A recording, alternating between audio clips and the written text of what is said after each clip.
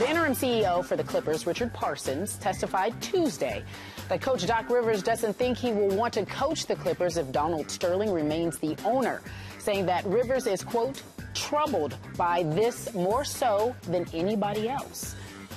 From what you've seen and what you've gathered, Stephen A. Smith, here's the question. Do you really believe that Doc will quit if Sterling remains the owner of the Clippers by the time the season starts? I certainly wouldn't call that, say it's definitive or it's a foregone conclusion, Skip, Kerry, but I will acknowledge that it's entirely possible. Doc Rivers is a man of principle. Doc Rivers is a guy that certainly doesn't need the job, because the second he left, there would be a multitude of opportunities on his doorstep for him to coach somewhere else. And so that definitely is plausible. Not to mention the fact that, again, Dick Parsons is highly respected and accomplished, and even though the court itself, basically labeled his thoughts, his opinion, I'm going to go with Dick Parsons, because according to Dick Parsons, Doc Rivers told him that's what he would be inclined to do. Now, I do understand that the judge, after Donald Sterling's lawyers stood up and tried to have it classified as opinion, the judge leaned towards that, classified it as an opinion, and left it at that. But I don't see them labeling it as an opinion when Dick Parsons alluded to most of the 20 or so sponsors that the Clippers have, saying that they would be inclined to work with the team again and to sponsor the team only in the event that Donald Sterling is gone, citing Mandalay Bay and Kia Motors and all of that stuff. I mean, listen, that wasn't an opinion. He was told by those folks they would back out if Donald Sterling was still around, and that wasn't labeled an opinion. So I don't understand why him reiterating what Doc Rivers said would be classified as an opinion. With that being said, I know Doc Rivers. I've known Doc Rivers for all my years of covering the NBA. He's not only a fantastic coach, but he's a great man, a great human being, exceptionally well accomplished, and adored and loved by his players. Chris Paul, Jamal Crawford, Blake Griffin, DeAndre Jordan, the list goes on and on and on. These guys don't just call him a head coach. They view him as a father figure in their lives, and this is despite the fact that Chris Paul has a fantastic father and always raves about how that guy is his idol. Still doesn't stop him from praising Doc Rivers and the impact that he has with these guys. And so Dick Parsons was absolutely right to bring Doc Rivers up, because Doc Rivers is that kind of dude, Skip. Again, I'm not saying it's definitive, but the notion that Doc Rivers would leave if Donald Sterling were to remain the owner is not something that should be easily dismissed. It is entirely possible that he would elect to do that, because that's in Doc Rivers' makeup. I hear you, and I agree with that position on Doc. That's if it came to be that Donald Sterling from here on would continue to own the Clippers. However, correct, I do think it's possible that if somehow Donald Sterling manages to stall and file more lawsuits and stall the inevitable, that he will finally be forced out. Right. If Doc is made to believe, just hang in and hang on, eventually we will be rid of this man, that even if next season starts, game one is played, I don't think Doc would walk away from that job and that team. Because it's a great job in a great place with a very good, I'm not going to go great team, but I'll go very good team, a team that's on the verge. So to me, this is difficult to talk about, because I did not go to law school. I've never been a lawyer, though I have often played one on TV, because we have to talk about this stuff day after day after day. I study it. I read about it.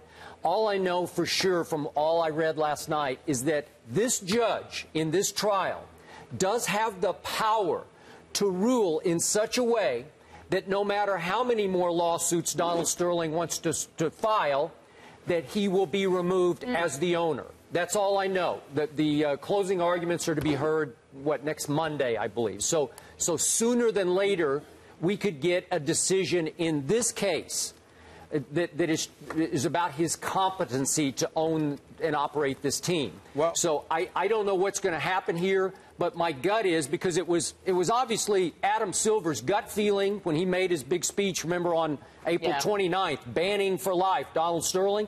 Obviously, Adam Silver's NBA attorneys that said, we will oust him. It may take a while, but we will remove him from ownership.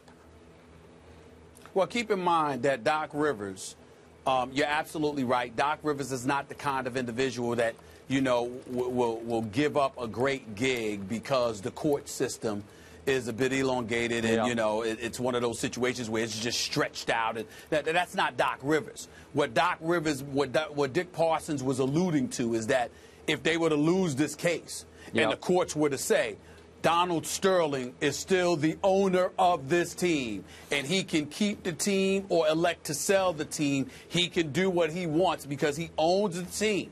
If that were to happen, those are the premises under which Doc Rivers would possibly elect to leave and go work elsewhere. But if the courts just drag their feet and it's just stretched out and the process is just ongoing, that's not going to be enough for Doc Rivers to sit there and say, I'm going to leave these guys with this team that I built. Remember, he ain't just a coach. He's the dude in control of basketball operations.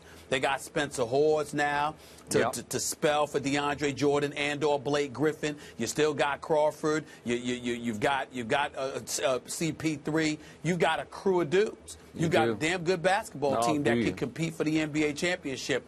And they all love living in L.A. Obviously. They can't get enough of it, especially Chris Paul. Okay. So I want to be very clear about my next statement.